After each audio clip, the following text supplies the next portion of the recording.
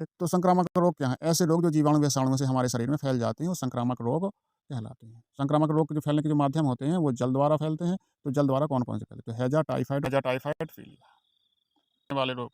वायु द्वारा कौन से रोग फैलते हैं? तो वायु द्वारा फैलने वाले रोगों को हम वायु जैसे चेचक है और डिप्थीरिया, काली खाँसी है, तपेदिक है, छोटी माता, बड़ी माता, ये सब वायु द्वारा फैलते हैं। रोग वाहक कीटों द्वारा अब जो कीटों द्वारा फैल जाते हैं जैसे मलेरिया है, डेंगू है, चिकनगुनिया, फाइलेरिया, कुत्ता है, आदि-आदि होता है। तो कुत्ते काटने से कौन-सा हो रोग हो जाता है? हाइड्रोफोबिया, जल से डर लगने लगता है। कौन-सा जीवाणु इसमें उत्तरदायी है? तो रेबीज जीवाणु उत्तरदायी है इसमें। कौन-सा? रेबीज। चोट लगने के घाव के माध्यम से भी फैल जाते हैं कुछ रोग। धूल-मिट्टी के प्रत्यक्ष संपर्क से जैसे कोई किसी के कपड़े पहन लेता है, कोई तरह से चिपक जाता है, तो उससे दाँत, खाज, खुजली, कुष्ठ रोग आदि फैल जाते हैं। संक्रामक रोगों के सामान्य लक्षण तो संक्रामक रोगों के जो सामान्य लक्षण होते हैं, तो संक्रामक रोगों के जो सामान्य लक्षण हैं, वो ऐसे हैं कि त्वचा आदि पर दाने निकलना, चेहरे पर मुहासे दिखाई देना, हैं।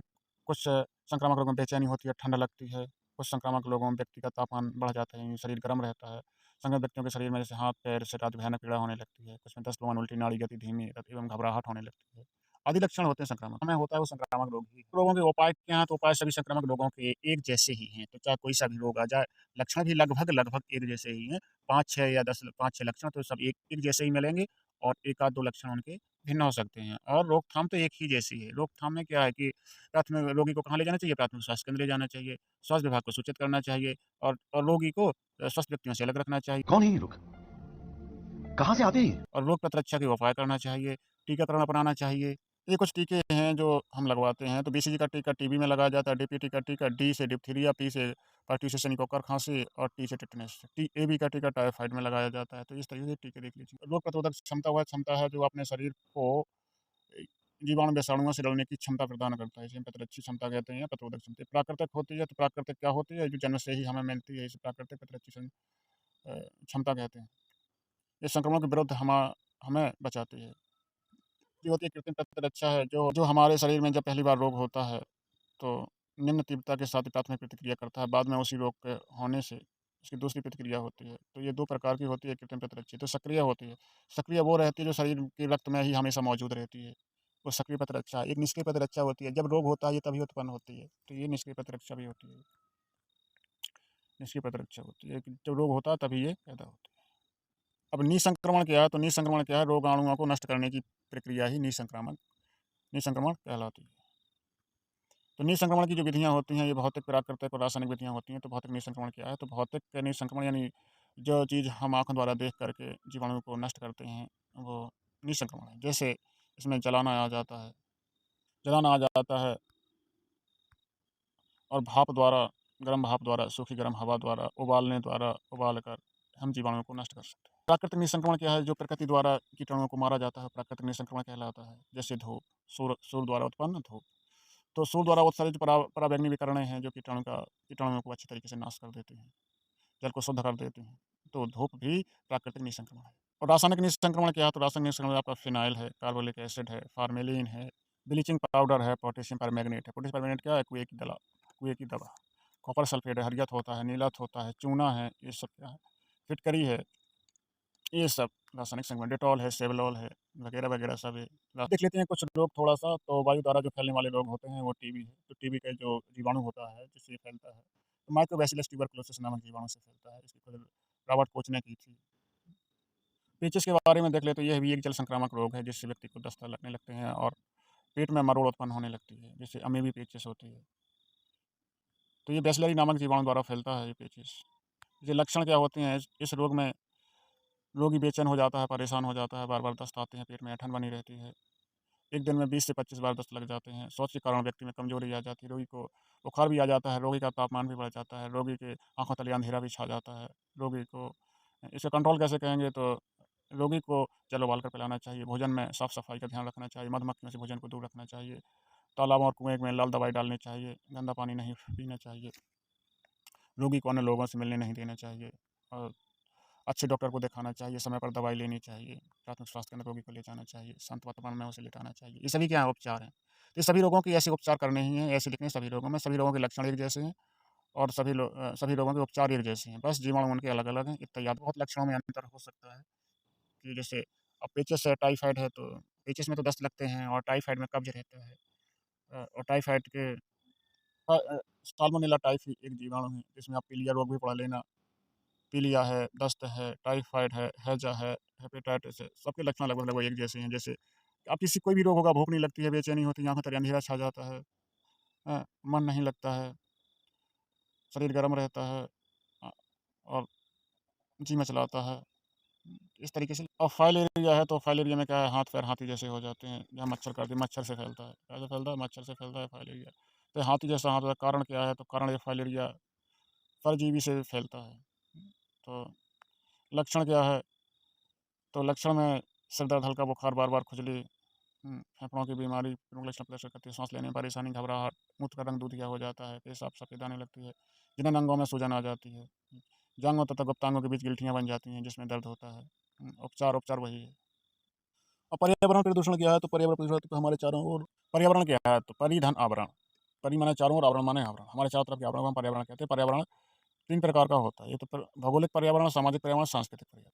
तो हम पहले भौगोलिक पर्यावरण को देख लेते हैं। भौगोलिक पर्यावरण में क्या आता है? तो भौगोलिक पर्यावरण में हमारे जो पृथ्वी पर जो आस-पास दिखाई देता है, जैविक मतलब कि जो जीव दिखाई देते हैं, अजैविक तत्व, मिट्टी है, पहाड़ है, ये सब भौगोलिक पर्यावरण के बारे में आते हैं। सूर्य है, वायु, मृदा, अग्नि, जलवायु, ये सब क्या भौगोलिक या प्राकृतिक पर्यावरण। सामाजिक पर्यावरण में आते हैं, हमारा सामाजिक ढांचा आता है, जिसमें हम रहते हैं, समाज संबंध, रिश्तेदारी, कृषि, औद्योगिक क्षेत्र, राजनीतिक व्यवस्था, पॉलिटिक्स, नेता, नगरी आदि वगैरह, ये सब सामाजिक पर्यावरण के भाग हैं। सांस्कृतिक पर्यावरण के अंतर्गत क्या आते हैं? तो सांस्कृतिक पर्यावरण के अंतर्गत आते हैं हमारे रीति-रिवाज, मान्यताएँ, भाषा, लिपि, धर्म, कानून, संस्कृति पर्यावरण कहा जाता है। पर्यावरण का मानव जीवन पर या जनजीवन पर क्या प्रभाव पड़ता है? तो हम इसके प्रभाव देख लेते हैं। एक तो है प्रत्यक्ष प्रभाव, जो सीधा-सीधा प्रभाव पड़ता है वो क्या है? तो प्राकृतिक पर्यावरण पर जनसंख्या घनत्व का प्रभाव।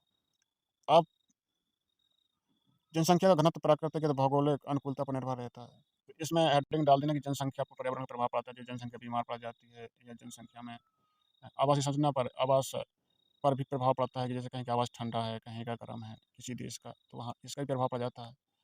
और खान-पान का भी बहुत प्रभाव पड़ता है, जैसे कोई मदिरापान करता है, कोई साग-सब्ज़ी खाता है, तो उसके शरीर पर जो प्रभाव पड़ता है, वो वातावरण का ही तो प्रभाव है। वेशभूषा पर प्रभाव है, कोई लहंगा पहनता है, कोई कोई पैंट पहनता है जीन्स का, कोई कुछ पहनता है, तो वेशभूषा पर भी इसका बहुत प्रभाव पड़ता है। शारीरिक संरचना पर प्रभाव, यदि लोग छोटे होते हैं तो उन्हें कम खाना पड़ता है, कोई लोग लंबा होता है, कद-काठी, रंग-रूप का भी बहुत प्रभाव पड़ता है। व्यवसाय का भी बहुत प्रभाव पड़ता है, कोई खेती करता है, कोई अच्छी-अच्छी जॉब करता है, तो इस पर भी उसका प्रभाव पड़ता है। इस प्रकार से अब अप्रत्यक्ष प्रभाव, तो अप्रत्यक्ष प्रभाव में सामाजिक जीवन पर प्रभाव पड़ता है, राजनीतिक व्यवस्था पर प्रभाव पड़ता है, आर्थिक गतिविधियों पर प्रभाव पड़ता है, तो इस तरीके से इसका लिखते जाना। सभ्यता पर प्रभाव पड़ता है, धार्मिक जीवन पर हमारे प्रभाव पड़ता है। हुँ। और साहित्य की कला पर प्रभाव पड़ता है। मानवीय जीवन पर मानवीय व्यवहार पर भी इसका प्रभाव पड़ता है, स्वास्थ्य पर भी इसका प्रभाव पड़ता है। पर्यावरण प्रदूषण के जो मुख्य कारण क्या है? औद्योगीकरण। तो पर्यावरण प्रदूषण क्या है? तो पर्यावरण प्रदूषण हमारे चारों तरफ के आवरण को प्रदूषित हो जाना गैसों द्वारा वो है पर्यावरण प्रदूषण कहलाता है। तो इसके जो मुख्य कारण क्या है? तो ये है औद्योगीकरण, यानी कि जैसे कंपनियाँ, फैक्ट्रियाँ लग गई, धुआँ-धूल, कचरा गंदा सा डालती हैं, तो इसका भी हमारे पर्यावरण प्रदूषित हो रहा है। नगरीकरण, जंगलों को काट-काट कर नगर बसाए जा रहे हैं, इसलिए हमें नगरीकरण प्रदूषण होता है। घरेलू जलमल की अनियमित विसर्जन, जो घरेलू जलमल है अनियमित छोड़ देते हैं, कि चला जाए जहाँ जाना है, चाहे किसी के घर में घुस जाए, कि चाहे किसी के खेत में चला जाए, कहीं घुस जाए, घरेलू जल और मल। तो इससे क्या है, इसका विसर्जन होने से हमारा वातावरण गंदा होता है। घरेलू जो अपमार्जक प्रयोग करते हैं, साबुन वगैरह, तो धुआँ पन्नी वगैरह, तो ये सब से वातावरण प्रदूषण होता है। दहन एवं धुआँ से कृषि क्षेत्र में हम कीटनाशकों का उपयोग करते हैं, इससे भी हमारा प्रदूषण होता है। वृक्षों की अत्यधिक कटाई, चराई, विनाश से भी, परिवहन के साधन से भी धुआँ निकलता है। रेणुधर्मी पदार्थ द्वारा प्रदूषण से भी हमारा पर्यावरण प्रदूषण प्रकार देख लेते हैं, तो जल प्रदूषण होता है, वायु प्रदूषण होता है, मृदा प्रदूषण होता है, ध्वनि प्रदूषण होता है, रेडियोधर्मी प्रदूषण होता है। इस प्रकार से होते तो कई हैं, लेकिन मुख्य जल, मृदा, वायु, ध्वनि 4 बताए गए हैं, जो तुम्हारे में ध्वनि और वायु इम्पोर्टेंट है। तुम्हारे कोर्स में, तुम्हारी परीक्षा के लिए वायु और ध्वनि प्रदूषण इम्पोर्टेंट है, जो शायद आ सकते हैं और आएँगे ही पक्का। तो जल प्रदूषण क्या है? तो ये तो आप लिख ही देंगे जल प्रदूषण क्या है। तो जल प्रदूषण का कारण क्या है? तो ज्वालामुखी विस्फोट है, सूखी पत्तियाँ, मरे हुए जीव, कुछ विषैले तत्व, कैडमियम, कीटनाशक, दवाइयाँ, जंगलों की कटाई, कूड़ा फेंकना और जानवरों को नहलाना आदि वगैरह-वगैरह, ये सब जल प्रदूषण के अंतर्गत आते हैं। जल प्रदूषण के कारण क्या है? तो जल प्रदूषण के कारण है, आप ही तो खुद स्वयं कारण हैं सबसे ज़्यादा। नदियों में कपड़े धोना, नदियों में जानवरों को नहलाना आदि वगैरह, ये जो बता चुके हैं। जल प्रदूषण का जीवन पर क्या प्रभाव पड़ता है? तो जीवन पर क्या प्रभाव पड़ेगा? जब प्रदूषित जल होगा तो हैजा, टाइफाइड जैसे अतिसार, पेचिश जैसे कई रोग फैलेंगे। पेयजल का संकट उत्पन्न हो जाएगा, जीव-जंतु भी मरने लगेंगे, कृषि उत्पादन भी नहीं होगा। दाँत, पेट की समस्या, कब्ज़ आदि बीमारियाँ फैलती रहती हैं। मत्स्य पालन, मछलियाँ मर जाएँगी दूषित जल से। तो बहुत बुरा प्रभाव पड़ेगा। इसका उपाय क्या करेंगे? तो उपाय इसका उल्टा करते हैं कि नगरों में अशुद्ध जल को अलग रखें और गंदे पानी में ट्रीटमेंट करवाएँ, ताकि वो अच्छा पानी हो सके। समुद्री जल की गंदगी को ना मिलने दें और मृत जीव हैं उनको अवशिष्ट नदियों में ना डालें।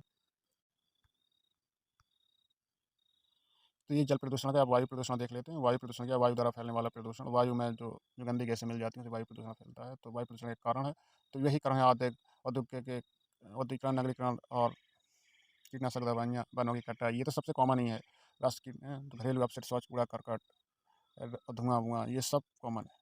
जनजीवन पर क्या प्रभाव पड़ेगा? तो वायु प्रदूषण से टीबी बीमारियाँ, फेफड़े कैंसर, खसरा आदि होते हैं। वातावरण प्रदूषित होता है, जिससे साँस फूलने लगती है। हमारा ताजमहल भी इसी का अम्ल वर्षा से नष्ट हो रहा है। वायु प्रदूषण से हानिकारक गैसों की मात्रा बढ़ती जा रही है। ओज़ोन परत भी हमारी पतली होती चली जाती है। ओज़ोन परत से पराबैंगनी किरणें हैं, जो डायरेक्ट धरती पर आने लगी हैं, तो ये समस्या है। ग्लोबल वार्मिंग भी, वायु प्रदूषण से कृषि फसलों को हानि होती है, तो अम्ल वर्षा का कारण भी है वायु प्रदूषण। गाड़ियों से निकले हुए धुएँ से भी लेड होता है, जो हमारे लीवर को खराब कर देता है। वायु प्रदूषण रोकथाम के उपाय, तो पदार्थों का शोधन करना, परिवहन से साधन से निकले हुए उनको धुआँ रहित बनाना, सीएनजी का उपयोग करना, वृक्ष लगाना, खुले में शौच न करना, नल-मल जल की निकासी का उचित प्रबंध करना, और गंदी लाइनों को, टैंक आदि का निर्माण करना, नगरों में हरित पट्टी का विकास करना, यानी पेड़ लगाना, जन जागरूकता अभियान चलाना, लोगों को समझाना, लोगों कार्यक्रम चलाना, फैक्ट्रियों की आवाज़ से दूर रहना। अब आता है ध्वनि प्रदूषण, तो ये शोर होता है जो प्रदूषण, पर्यावरण प्रदूषण का ही एक रूप है। पर्यावरण में अनावश्यक अधिक शोर होना ही ध्वनि प्रदूषण कहलाता है। इसकी जो इकाई है वो डेसीबल है, डीबी है। तो वैज्ञानिकों के अनुसार 85 डेसीबल से अधिक तीव्रता वाली ध्वनि पर्यावरण में व्याप्त होना स्वास्थ्य के लिए बहुत हानिकारक है। तो ध्वनि प्रदूषण के जो कारण है, वो तो प्राकृतिक कारण है कि बालों की गड़गड़ाहट, बिजली कड़कना, बिजली को कड़कड़ाना, भूकंप, आंधी, तूफान। और मानवीय कारण क्या है? परिवहन चलाते हैं, फैक्ट्रियाँ चलाते हैं, विस्फोट करते हैं, मनोरंजन के साधन टीवी, म्यूजिक आदि करते हैं, लड़ाकू अंतरिक्ष अभियान, यान चलाते हैं, उससे भी ध्वनि प्रदूषण होता है। ध्वनि प्रदूषण का मानव जीवन पर क्या प्रभाव? तो ये तो टेंशन बढ़ती है, कुंठा बढ़ती है और याददाश्त चली जाती है। ध्वनि प्रदूषण से जो सुनने की क्षमता कम होती है। अधिक शोर में रहने वाले से सिर दर्द का खतरा, हृदय, बीपी, ब्लड प्रेशर आदि का खतरा बना रहता है। प्रदूषण से पशुओं के दूध देने की क्षमता भी कम कम हो जाती है। जानवरों के लिए भी हानिकारक है। आँख की पतरियाँ फैल जाती हैं, पीसी में तनाव बढ़ जाता है, तो इसकी रोकथाम कैसे करेंगे? तो कारखानों को शहर से दूर लगाएँगे और तेज़ ध्वनि नहीं सुनेंगे। तेज़ हॉर्न वाले जो वाहन हैं, उन पर प्रतिबंध लगाना चाहिए। आवास गृह को हमेशा अच्छी बनावट में रखना चाहिए, अच्छी बनावट करना चाहिए। हवाई अड्डों से अधिकतम शोर सीमा का निर्धारण करना चाहिए, वृक्षारोपण करना चाहिए। अब मृदा प्रदूषण है, तो मृदा प्रदूषण आप तो लिख ही देंगे अब। अब क्या है प्राकृतिक आपदा, जो प्रकृति द्वारा जो आपदाएँ आती हैं, उसे प्राकृतिक आपदा कहते हैं। जैसे भूकंप है, बाढ़ है, आग है, ये सब प्राकृतिक आपदा है। तो भूकंप क्या है? भूकंप यानी भू माने पृथ्वी, कंप माने कंपना। जब पृथ्वी की आंतरिक प्लेटों में विवर्तन या हलचल होती है, तो जो कंपन उत्पन्न होते हैं, उसे भूकंप कहा जाता है। तो इसकी जो तीव्रता है रिएक्टर स्केल से मापी जाती है। कौन से रिएक्टर स्केल से मापी जाती है? या सीज़्मोग्राफ यंत्र द्वारा इसको अ, रिकॉर्ड किया जाता है। तो भूकंप के कारण क्या है? तो संतुलनकारी प्लेटों में कंपन होता है, तो भूकंप आता है। प्लेटों में वर्तनी होती हैं, या कोई भूखंड टूट जाता है, तो ज्वालामुखी फूटना होता है, तब भूकंप आ जाता है। और या भूपटल में संकुचन होता है, तो भूकंप आता है। या जलीय भार मानव द्वारा झील, तालाब आदि धरातल नीचे चट्टानों में खिसक जाने से भी भूकंप आ जाता है। तो ये भूकंप के कारण है, शॉर्टकट में ये देख लीजिए। भूकंप से हानियाँ क्या होती हैं? तो भूकंप से जान-माल की हानि होती है। भूस्खलन से हमारे जो चट्टानें हैं, कमज़ोर पड़ जाती हैं, बाढ़ आ जाती है, सुनामी लहरें उत्पन्न हो जाती हैं। इससे बचाव के उपाय क्या हैं? तो भूकंप की आशंका होने पर हमें चेतावनी जारी कर देनी चाहिए। हमें घर-मकान छोड़ कर के समतल मैदान में आ जाना चाहिए। भूकंप आदि घेरों से बाहर आकर किसी खुले स्थान पर चले जाना चाहिए। खुला स्थान न मिलने पर मेज़ या पलंग के नीचे बैठ जाना चाहिए। मकान की दीवार में भारी सामान से दूर हट जाना चाहिए। दरवाज़ों के पास खड़े होकर चौखट को पकड़ लेना चाहिए। भूकंप आने पर खुले स्थान पर कभी बिजली के तारों से दूर रहना चाहिए। तो भूकंप से संपत्ति का बचाव कैसे करेंगे? तो भूकंप के हमें जो ज़मीन की नींव है उसको मजबूत बनाना चाहिए, भवनों की आकृति अच्छी मजबूत बनाना चाहिए, दीवारों में खुले स्थान, दरवाजे, खिड़कियाँ को आदि करना चाहिए, वगैरह-वगैरह। अब बाढ़ क्या है? अब बाढ़ जब पानी ज़्यादा बरसेगा, बादल फट जाएगा, अतिवृष्टि होगी तो बाढ़ आ जाएगी। अब बाढ़ के कारण भारी वर्षा होगी। अब भारी वर्षा, वन का विनाश, बाँधों की तटबंध टूट जाना, बादलों का फटना, नदियों का घुमावदार मार्ग, इससे बाढ़ आ जाती है बस। समुद्री लहरें क्या है? सुनामी जापान में भाषा शब्द का जिसका अर्थ है बंदरगाह है, और आने वाली समुद्री लहरें, इन लहरों की ऊँचाई बहुत अधिक होती है। 15-15 मीटर तक होती है और लहरों की गति 50 किलोमीटर प्रति घंटा होती है, जिससे सुनामी के कारण है भूकंप आना, इससे सुनामी, भूस्खलन से, ज्वालामुखी फटने से भी सुनामी आ जाती है। सुनामी के प्रभाव कहाँ होते हैं? तो ये जब समुद्र के तट पर लहरें आती हैं, तो वहीं इसका सुनामी का प्रभाव ज़्यादा है। वहाँ पर जो शहर बसे हैं, कस्बे बसे हैं, इमारतें बस्तियों को नष्ट कर देती हैं, तथा वहाँ पर जान-माल की हानि हो जाती है। सुनामी से बचाव कैसे करेंगे? तो समुद्री जो तटवर्ती जो लोग, उन्हें सूचना दे देनी चाहिए, चेतावनी जारी कर देनी चाहिए और वो क्षेत्र खाली करा देनी चाहिए। और जोखिम भरे खतरे से विशेषज्ञों की सलाह लेनी चाहिए। तटवर्ती रियासतों को से थोड़ा दूर रहना चाहिए। सुनामी की लहरों के प्राकृतिक अवरोध के रूप में मैंग्रोव वन लगाने चाहिए। ये इमारतें जो कंक्रीट सीमेंट से मजबूत बनी रहती हैं, उन इमारतों मंजिल को सुरक्षित स्थान के रूप में प्रयोग किया जाना चाहिए। सुनामी आने के पश्चात लोगों की सहायता के लिए तैयार रहना चाहिए।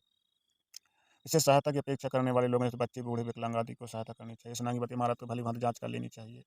वन्य जीवों और विशेष सर्पादि से सतर्क रहना चाहिए। आपदा प्रबंधन क्या है? विभिन्न प्राकृतिक आपदाओं का पूर्व अनुमान लगाना बहुत कठिन होता है। इन्हें रोका नहीं जा सकता है, परंतु इनके प्रभाव का समुचित प्रबंधन तो ज़रूर किया जा सकता है। इसी को तो आपदा प्रबंधन कहते हैं। अरे कहना क्या चाहते हो? जो आपदाएँ आती हैं, उनका पूर्व अनुमान लगाना कठिन होता है, इन्हें रोका भी नहीं जा सकता है, लेकिन इनका उपाय तो किया जा सकता है। यही उपाय तो आपदा प्रबंधन है। संभावित प्राकृतिक प्रकोप या आपदा प्रभावित क्षेत्रों में समय-समय पर सूचना देते रहना चाहिए और आफत आने से पहले मानसिक रूप से हमेशा तैयार रहना चाहिए, ऐसे नहीं घबरा जाए, मर जाएँ। संभावित आपदा प्रतिकूल प्रभावों को जहाँ संभव हो, वहाँ न्यूनतम प्रयास करना चाहिए।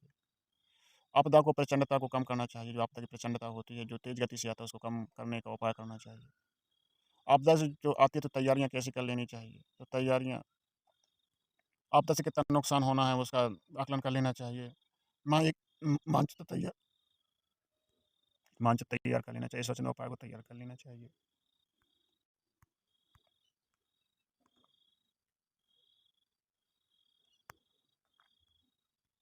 तो संयुक्त परिवार क्या होता है? तो इसमें संयुक्त परिवार 2 या 2 से अधिक पीढ़ी के लोग रहते हैं। ये संयुक्त परिवार की विशेषताएँ हैं। परिवार का बड़ा आकार तो इसमें भी अपने हिसाब से लिख देना चाहिए। सामान्य निवास स्थान तो सभी का सामान्य निवास स्थान होता है। निश्चित संरचना होती है, धार्मिक आधार होता है, आर्थिक स्थिरता होती है, सामान्य संपत्ति होती है, सदस्यों की सुरक्षा बनी रहती है, सांस्कृतिक निरंतरता रहती है, असीमित उत्तरदायित्व रहता है। तो इसमें किसी परिवार जो बड़ा सभी लोग साथ रहते हैं, उसका उदाहरण अपने माइंड में रख कर के इन हेडों के बारे में 2-2 4-4 लाइन आप लिख सकते हैं। नहीं तो ये है बच्चों का उचित पालन-पोषण। संयुक्त परिवार के जो गुण और लाभ होते हैं, तो जो बच्चों का लालन-पालन-पोषण अच्छे तरीके से हो जाता है, सुरक्षा की भावना बनी रहती है, जिससे कोई लड़ने आता है तो उससे वो डर जाता है कि भाई बहुत सारे लोग हैं। मनोरंजन का साधन होता है, आपसी बच्चे आपस में खेलते रहते हैं। सामूहिकता की भावना बनी रहती है, उठने-बैठने इत्यादि कार्यों में ये समूह में रहते हैं। सामाजिक कंट्रोल बना रहता है। परिवार की में व्यय की बचत होती है, क्योंकि व्यय की बचत इसलिए होती है कि जब रोटी खाना बनना है तो इकट्ठा बन जाएगा, कुछ बचत हो जाएगी, फेंकेगा नहीं या तो ये हो जाएगी। श्रम विभाजन होता है, सभी के काम काम में विभाजन कर दिया जाता है। विभिन्न अनुभव प्राप्त करने का स्थान होता है। इस तरीके संयुक्त परिवार के दोष या हानियाँ क्या हैं? आपसी कलह का केंद्र बना रहता है, स्त्रियों की स्थिति अच्छी नहीं होती है। बुद्धि का अनुप्रयोग होता है, अधिक संतानोत्पत्ति के होती चली जाती है। तो ये आप देख लेते हैं दोष क्या है? स्त्रियों की दयनीय स्थिति होती है, बुद्धि का अनुपयोग होता है, अधिक संतानोत्पत्ति होती है, अकर्मण्य व्यक्तियों की वृद्धि हो जाती है, गोपनीयता का अभाव हो जाता है, कोई भी बात है छुपा के नहीं रख सकते हैं, भय का वातावरण क्योंकि भैया बब्बा बहुत खतरनाक है, भैया उससे डर के रहना, आर्थिक निर्भरता, सभी कोई मेन मालिक पर निर्भर रहता है, कोई अपना है, तो इसकी ये दोष एवं हानियाँ, ये दोष हानियाँ ही एकांकी परिवार के लाभ हैं। संयुक्त परिवार का विघटन कैसे होता है? तो संयुक्त परिवार के विघटन के कारण क्या होते हैं? तो एक एक तो औद्योगिकरण एवं नगरीकरण का प्रभाव।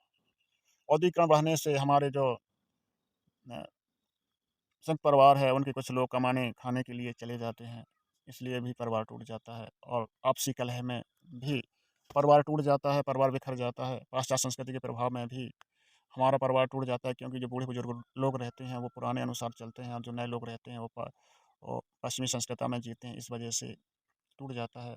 पढ़े-लिखे आत्मसंयम की कमी रहती है, आत्मत्याग की कमी रहती है, इस वजह से भी परिवार टूट जाता है। स्त्रियों में आपसी कलह रहता है, स्त्रियों में शिक्षा का प्रभाव द्वारा भी शिक्षा ना होने से या अशिक्षित स्त्रियाँ होने से भी परिवार का विघटन हो जाता है। जनसंख्या वृद्धि से भी परिवार का विघटन हो जाता है। स्त्रियों में आंतरिक कलह से भी परिवार का विघटन हो जाता है। व्यावसायिक बेजातिया से भी हो जाता है कि भैया हम खेती करते हैं, फलाना-लिखाना नौकरी करता है, हमें नहीं उसके साथ रहना है, हम ही कमाते-खाते रहते हैं, हम ही लुटते रहते हैं। तो इस प्रकार से संयुक्त परिवार का अब संयुक्त परिवार को जोड़ने के लिए आप क्या सुझाव देंगे? तो आप तो सुझाव देंगे कि सभी को अच्छी तरीके से रहना चाहिए, मुखिया को अधिक उदार रहना चाहिए, न्यायप्रिय होना चाहिए, मेहनती लोग और योग्य व्यक्तियों का अधिक सम्मान करना चाहिए। सभी सदस्यों को आवास के लिए आवश्यक सुविधा उपलब्ध करानी चाहिए। प्रत्येक सदस्य को अपने कर्तव्यों को बताना के प्रति जागरूक कर देना चाहिए, सभी में प्रेम बना रहना चाहिए। तो सीधी-सीधी बात है, दोषों का निवारण कर दो, संयुक्त परिवार के दोषों का निवारण कर दो, तो वो आपके लिए सुझाव हो गए। एकांकी परिवार का क्या अर्थ है? तो एकांकी परिवार जिसमें 2 पीढ़ियों के सदस्य एक साथ रहते हैं, उसे हम एकांकी परिवार कहते हैं। तो एकांकी परिवार के गुण और जो लाभ सीमित आकार होता है, जिसमें 1 या 2 पीढ़ी के लोग साथ में रहते हैं। बच्चों का उचित लालन-पालन पोषण भी होता है, स्त्रियों की उत्तम स्थिति होती है।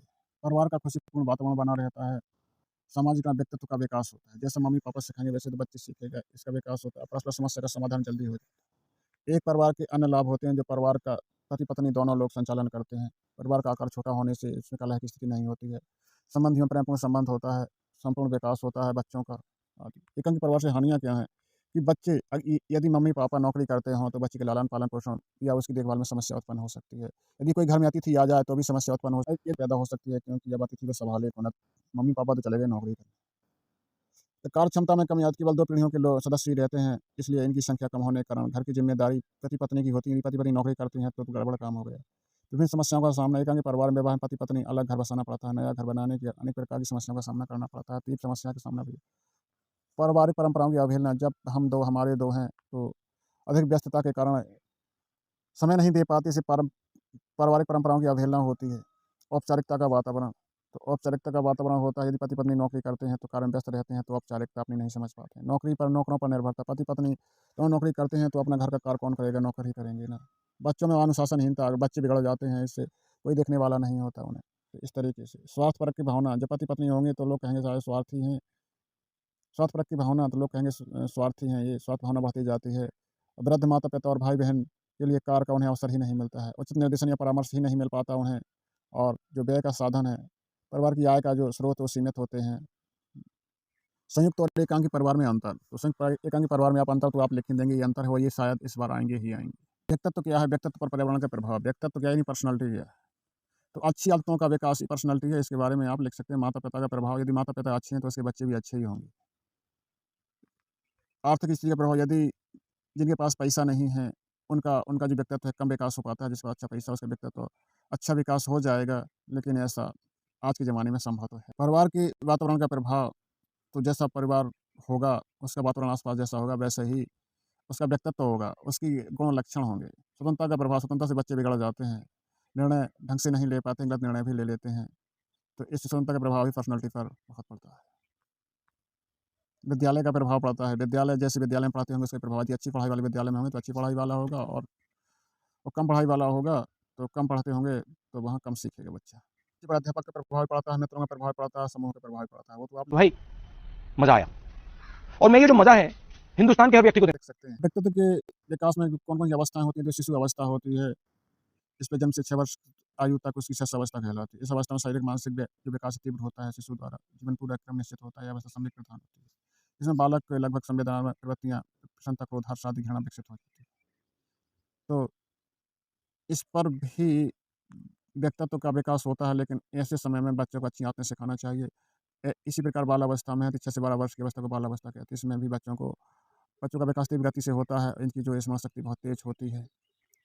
किशोर अवस्था में 13 से 18 वर्ष की होती है, इस पर जो बच्चे शारीरिक, मानसिक, सामाजिक, नैतिक गुणों का विकास होता है। इसमें भी बच्चे को अच्छे वातावरण में रखना चाहिए, अच्छी चीज़ें सिखाना चाहिए, क्योंकि इस उम्र में विपरीत लिंग की तरफ आकर्षण बहुत बढ़ता है। लड़के-लड़कियाँ इस अवस्था में अपने शरीर को ध्यान नहीं देते हैं, एक-दूसरे के पीछे भागते रहते हैं, जिज्ञासा जागृत होने लगती है, प्रबल रूप धारण कर लेती हैं। बाल अवस्था में अच्छी आत्माओं के निर्माण की उत्तम अवस्था क्या? शारीरिक विकास, मानसिक विकास, सामाजिक समेकन विकास, नैतिक विकास, ये सभी विकास अच्छी तरीके से होने चाहिए। इसमें अब जैसे शारीरिक विकास है, तो खान-पान का ध्यान रखना चाहिए। मानसिक विकास के लिए समाज, स्कूल, घर परिवार का जो माहौल है वो अच्छा रखना चाहिए। सामाजिक संवेगात्मक विकास, इसमें भी वही है कि समाज के संवेगों से जैसे समाज होगा वैसे ही बच्चा होगा। नैतिक विकास भी समाज के ऊपर निर्भर है, तो नैतिक विकास ही अवस्थाएँ निर्माण की उत्तम अवस्थाएँ कहलाती हैं। तो बालक के विकास में खेल-कूद का महत्व आप लिख ही देंगे। छोटे-छोटे क्वेश्चन हैं, ये तो बन जाएँगे आपसे। ये तो देख लीजिए, इसके स्क्रीनशॉट ले लीजिए। बाल विवाह क्या है, इसके गुण और दोष लिखिए। छोटी उम्र में होने वाले विवाह को बाल विवाह कहते हैं। बाल विवाह के कारण क्या हैं? तो अब कारण तो आप जानती हैं, समाज में फैले हैं रीत-रिवाज। तो बाल विवाह के कारण होते हैं कि समाज जो होता है अंतर्जातीय विवाह कर लेता है, इस पर इसकी रोक लगाई जाती है। माता-पिता अपनी कन्या का विवाह उच्च वर्ण में करना अपना गौरवपूर्ण समझते हैं, इसलिए मनवांछित वर मिलता था, कन्या का विवाह कर दिया जाता था। इस प्रथा में 4-5 वर्ष की कन्या का विवाह भी कर दिया जाता था, तो अनुलोम विवाह से भी कर दिया जाता। बाल विवाह की तीसरी विशेषता है कि धार्मिक विश्वास, ऐसे ग्रंथों के अनुसार कहा जाता है कि छोटी अल्पायु की लड़की ही कन्यादान करना ही पुण्य माना जाता था, इसलिए बाल विवाह कर दिया जाता है। संयुक्त परिवार प्रणाली में क्या होता था कि जो बूढ़े लोग होते थे, उनकी हमको तो मर जाना है, इसलिए एक-एक बच्ची का हम अपने सभी लड़कों की एक-एक बच्ची यानी नातिन की शादियाँ कर देंगे, नहीं तो वो लोग कहेंगे कि बब्बा हमारी शादी कर गया और हमारी लड़की की शादी नहीं कराई। इससे बचने के लिए भी संयुक्त शादी कर स्त्रियों की निम्न स्थिति के कारण भी छोटे में शादी कर देते थे। रक्त की पवित्रता को रखने के लिए भी शादी कर देते हैं, उनकी ऐसा ना हो कन्या दूसरे के साथ शादी कर लें, तो हमारी मान-सम्मान चली जाए, तो इससे रक्त की पवित्रता के लिए भी शादी कर देते थे, कि विदेशी शासक ऐसा ना हो आएँ और कन्याओं का अपहरण कर ले जाएँ। रूढ़ी बात था, पुराने लोग अपने उज्ज्वल भविष्य की अनदेखा करने के लिए रीति-रिवाज को ज़्यादा महत्व देते, इस कारण भी बाल विवाह कर देते। दहेज बाल विवाह की करना दहेज प्रथा तो बहुत बड़ा कारण है। इसके लिए भी अधिक दहेज प्रबंध करना पड़ता था, इसलिए बाल विवाह कर देते थे। कृषि प्रधान अर्थव्यवस्था भारतीय समाज में कृषि प्रधान अर्थव्यवस्था है, जो मेहनत पर निर्भर है। इसलिए सदस्यों की संख्या बढ़ाने की दृष्टि से भी बाल विवाह कर देते।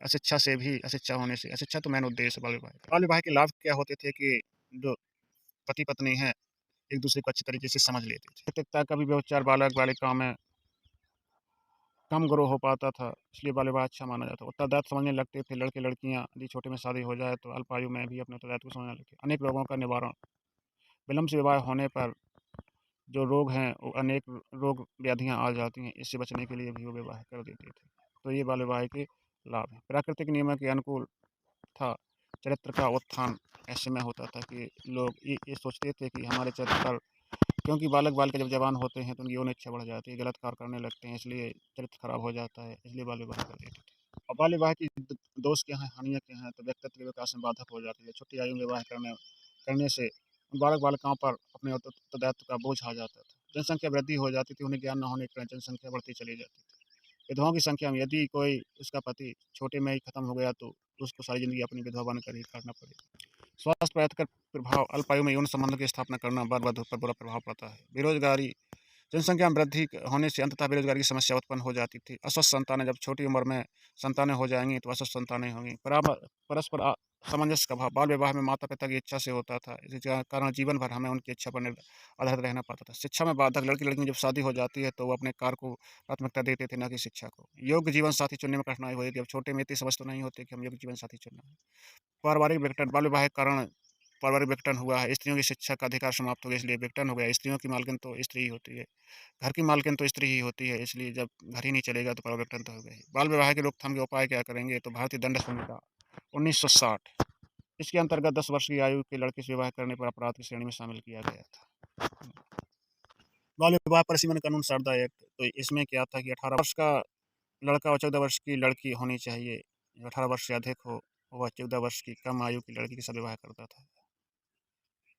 ऐसे व्यक्ति 15 दिन का कारावास और ₹100 जुर्माना या दोनों हो सकते हैं। बाल विवाह को संपन्न कराएगा, 3 माह की सज़ा भुगतनी पड़ेगी। इस अधिनियम के अनुसार स्त्रियाँ दंडित नहीं होंगी। अब हिंदू विवाह अधिनियम ये मेन है 1955 हिंदू विवाह अधिनियम 1955 पारित किया गया था, जिसके अनुसार विवाह के समय लड़कों की आयु 18 वर्ष और लड़कियों की आयु 16 वर्ष निर्धारित की गई थी। इस नियम में 1976 में संशोधन किया और लड़कियों की आयु 18, लड़कों की 21 कर दी गई। लेकिन अब बाल विवाह प्रतिषेध अधिनियम 2006 1 नवंबर 2007 को ये प्रभाव में आया। इसमें विवाह के समय लड़के की न्यूनतम आयु 21 वर्ष और लड़की की 18 वर्ष होनी चाहिए। इस नियम के अनुसार बाल विवाह के लिए बाध्य किए गए आवश्यक को पूर्णतः 2 वर्ष पश्चात विवाह विच्छेद कर सकते हैं। 18 वर्ष से अधिक आयु के व्यक्ति विवाह करता है तो ऐसे व्यक्ति 2 वर्ष के कठोर कारावास और 1 लाख तक जुर्माना हो सकता है, 10,000 तक जुर्माना हो सकता है, सॉरी 10,000 तक, 1 लाख ही। इस अधिनियम में बाल विवाह को संपन्न कराने, संचालित करने के निर्दिष्ट करने के दंड का प्रावधान है